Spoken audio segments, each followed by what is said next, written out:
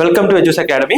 അപ്പോൾ നമ്മൾ സാധാരണ ഏതൊരു എക്സാമിന്റെ ക്വസ്റ്റ്യൻ എടുത്തു കഴിഞ്ഞാലും നമുക്ക് റെസ്പിറേറ്ററി സിസ്റ്റത്തിൽ നിന്ന് ഒത്തിരി ക്വസ്റ്റ്യൻസ് ചോദിക്കാറുണ്ട് അല്ലേ.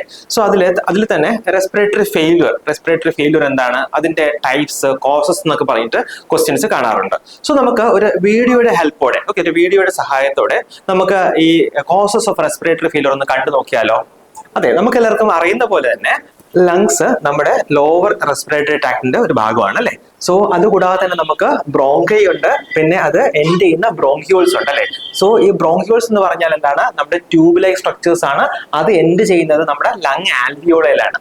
സോ ലങ് ആൽവിയോളൈ എന്താണ് എന്ന് നമുക്ക് അറിയാമായിരിക്കും അല്ലെ. എന്താണ് ലങ് ആൽവിയോളൈ? അതായത് നമ്മുടെ ഫങ്ഷണൽ യൂണിറ്റ് ഓഫ് ലങ്സ് ആണ് നമ്മുടെ ലങ് ആൽവിയോളൈ എന്ന് പറയുന്നത്.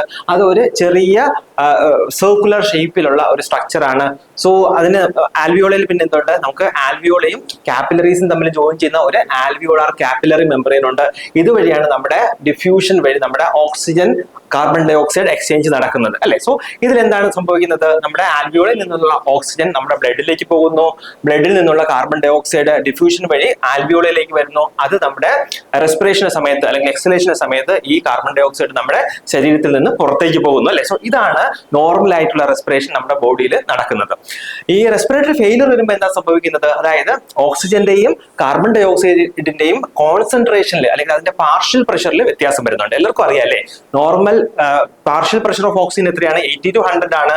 അപ്പോ ഇവിടെ എന്താ സംഭവിക്കുന്നത്, ഓക്സിജന്റെ അളവ് അല്ലെങ്കിൽ ഓക്സിജന്റെ പാർഷ്യൽ പ്രഷർ കുറയുക ചെയ്യുന്നത് ഏതിലാണ്, ഹൈപ്പോക്സിമിക് റെസ്പിറേറ്ററി ഫെയിലിയർ അല്ലെങ്കിൽ നമ്മൾ അതിനെ പറയും ടൈപ്പ് 1 റെസ്പിറേറ്ററി ഫെയിലിയർ എന്ന് പറയും. രണ്ടാമത് എന്താ സംഭവിക്കുന്നത്, ടൈപ്പ് 2 റെസ്പിറേറ്ററി ഫെയിലിയർ. എല്ലാവർക്കും അറിയായിരിക്കും എന്താണ് type 2 respiratory failure. Type 2 respiratory ഫെയിലിയറിൽ കാർബൺ ഡൈ ഓക്സൈഡിന്റെ പാർഷ്യൽ പ്രഷർ കൂടുക ചെയ്യുന്നത്. അപ്പം നോർമൽ കാർബൺ ഡൈ ഓക്സൈഡിന്റെ പാർഷ്യൽ പ്രഷർ എത്രയാണ്, 35 to 45 അല്ലെ. അപ്പം അബ്നോർമൽ ആയിട്ട് അല്ലെങ്കിൽ 50ൽ കൂടുതൽ ആവുകയാണെങ്കിൽ അതിനാണ് നമ്മൾ ടൈപ്പ് 2 എന്ന് പറയുന്നത്. കോസസ് ഓഫ് റെസ്പിറേറ്ററി ഫെയിലിയർ എന്തൊക്കെയാണ്, COPDയും ARDS, acute respiratory distress syndrome. ഇത് രണ്ടുമാണ് കോമൺ ആയിട്ടുള്ള കോസസ് ഓഫ്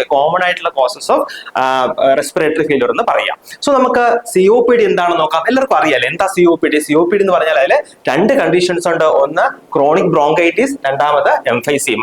അപ്പൊ എന്താണ് ക്രോണിക് ബ്രോങ്കൈറ്റിസ് എന്ന് പറയുന്നത്, അതായത് ഞാൻ പറഞ്ഞു നമുക്കൊരു ബ്രോങ്കസ് എന്ന് പറഞ്ഞ ഒരു ഈ ട്യൂബ് ലൈക്ക് സ്ട്രക്ചേഴ്സ് ഉണ്ട് അല്ലെ. സോ ആ ട്യൂബ് ലൈക്ക് സ്ട്രക്ചേഴ്സിന് ഇൻഫ്ലമേഷൻ വരുന്നു. അത് കാരണം മ്യൂക്കസ്, നമ്മുടെ ബ്രോങ്കസിൽ മ്യൂക്കസിന്റെ സെക്രീഷൻസ് കൂടുന്നു, അത് അക്യുമുലേറ്റ് ചെയ്യുന്നു. അത് കാരണം എയർ ഫ്ലോയിലെ ലിമിറ്റേഷൻ ഉണ്ടാകുന്നു.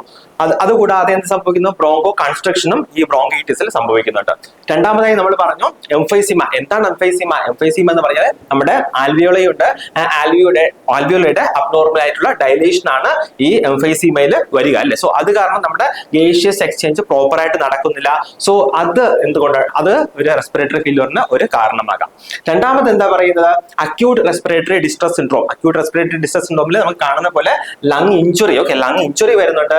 ലങ് ഇഞ്ചുറി വരുമ്പോഴത്തേക്ക് അവിടെ എന്താ സംഭവിക്കുന്നത്, ഓക്സിജൻ ഡിഫ്യൂഷനെ ബാധിക്കുന്നു. അതുകൂടാതെ തന്നെ നമ്മുടെ ആൽവിയോളയിലെ ഫ്ലൂയിഡ് അക്യുമുലേഷൻ ഉണ്ടാകുന്നു. അത് കാരണം ആൽവിയോളൈ ഫ്ലൂയിഡ് അക്യുമുലേഷൻ ഉണ്ടാകുന്നത് നമ്മുടെ ഓക്സിജനേഷനെ ബാധിക്കുന്നു. അത് കാരണം എന്ത് സംഭവിക്കുന്നു, കാർബൺ ഡൈ ഓക്സൈഡ് പ്രോപ്പർ ആയിട്ട് നമ്മുടെ ശരീരത്തിൽ നിന്ന് പുറത്തേക്ക് പോകുന്നില്ല.